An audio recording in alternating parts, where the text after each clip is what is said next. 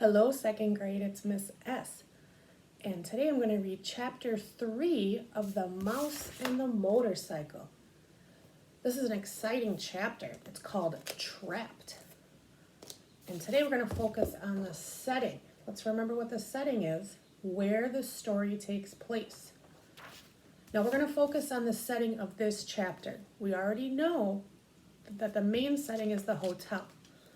But this chapter, Ralph is trapped. So let's find out more about where he's trapped.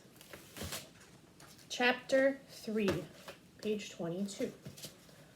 Please follow along with the words as Miss S is reading. Even though Ralph woke up feeling sick and dizzy, his first thought was of his motorcycle. He hoped it was not broken. He sat there at the bottom of the wastebasket until the whirly feeling in his head stopped and he was able, slowly and carefully, to stand up. He stretched each of his aching muscles and felt each of his 4 legs to make certain it was not broken. When Ralph was sure that he was battered but intact, he examined the motorcycle. He set it upright and rolled it backwards and forwards to make sure the wheel still worked. One handlebar was bent and some of the paint was chipped off the rear fender, but everything else seemed all right. Ralph hoped so, but there was no way he could find out until he figured out how to start the engine. Now he ached too much to even try. Wearily, Ralph dragged himself over to the wall of his metal prison and sat down beside the apple core to rest his aching body. He leaned back against the side of the wastepaper basket, closed his eyes, and thought about his Uncle Victor. Poor, nearsighted Uncle Victor. Uncle Victor's like me, he's nearsighted. That's why I wear glasses. He, too, had landed in a metal wastepaper basket, jumping there quite by mistake. Unable to climb the sides, he had been trapped until the maid came and emptied him out with the trash.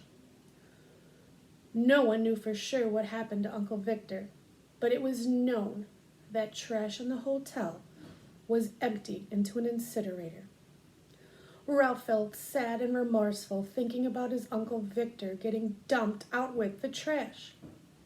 His mother had been right after all. His poor mother gathering crumbs for his little brothers and sisters while he, selfish mouse that he was, sat trapped in a metal prison from which the only escape was to be thrown away like an old gum wrapper. Ralph thought sadly of his comfortable home in the mouse hole. It was a good home, untidy but comfortable. The children who stayed in room 215 usually left a good supply of crumbs behind, and there was always water from the shirts hung to drip dry beside the wash basin. It should have been enough. He should have been content to stay home without venturing out into the world looking for speed and excitement. Outside in the hall, Ralph heard footsteps, and Matt, the bellboy, saying, "These new people in 215 and 216, somehow they got the idea that there are mice in the hotel. I just opened the window and told them the management wouldn't stand for it." Ralph heard a delighted laugh from the second-floor maid, a college girl who was working for the summer season. "Mice are adorable, but just the same, I hope I never find any in my rooms. I'm afraid of them." There are 2 kinds of employees at the Mountain View Inn. The regulars, none of them are young, and the summer help, who were college students working during the tourist season. If you don't like mice, you better stay away from that knothole under the window in room 215, advised Mike. The sound of voices so close made Ralph more eager than ever to escape. "No," he shouted, his voice echoing in the metal chamber. "I won't have it. I'm too young to be dumped out with the trash." In spite of his aches, he jumped to his feet, ran across the wastepaper basket. I'm sorry, Miss S has to reread that. In spite of his aches, he jumped to his feet, ran across the wastebasket floor, and leaped against the wall only to fall back in a sorry heap. He rose, backed off, and tried again. There he was on the floor of the wastebasket a second time. It was useless, utterly useless. He did not have the strength to tip over the wastebasket. Ralph was not a mouse to give up easily. He considered his problem a moment before he rolled the motorcycle over to the wall of the wastebasket. Then he seized the apple core by the stem and dragged it over to the motorcycle by putting his shoulder under the stem end. He managed to raise the core until it was standing on its blossom end. But when he put his front paws around it and tried to lift it, he found he could not. The core was too heavy to lift up onto the seat of the motorcycle. Ralph was disappointed, but when he stopped to think it over, he saw that even if he could manage to get the apple core on top of the motorcycle, it still would not be high enough to allow him to climb out of the wastebasket. Bruised and defeated, Ralph dropped the core and decided that he might as well be thrown out with the trash on a full stomach as an empty one. He took a bite of the apple and felt a little better.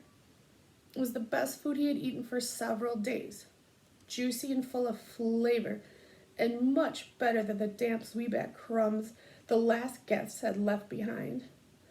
He took several more bites and settled down to a hearty meal, saving the seeds for dessert.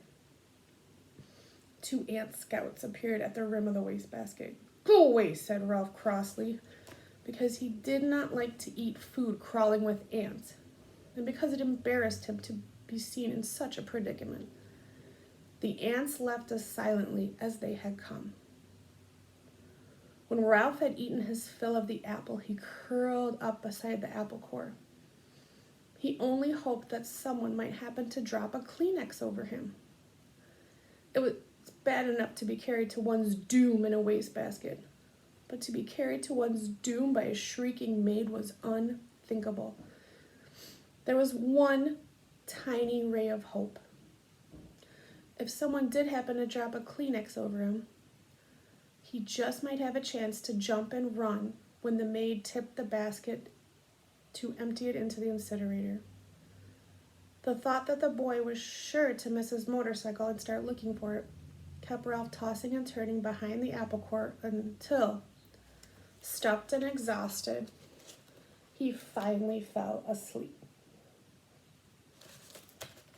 All right, so in this chapter, we see that Ralph is trapped in a waste paper basket. So that is our setting. So a waste paper basket is another word for a garbage can, a small garbage can, just like the little small blue one that Miss S has in the classroom. So what I would like you to think about is, where else could Ralph have been trapped? Different settings. Let's think about it. Right now he's trapped in the waste paper basket. I want you to think about different settings of where Ralph could be trapped and how do you think he might feel about that. All right, boys and girls, I'm very proud of everything you've been doing, and you'll be seeing me again in a few more chapters. Bye, and I hope to see you soon.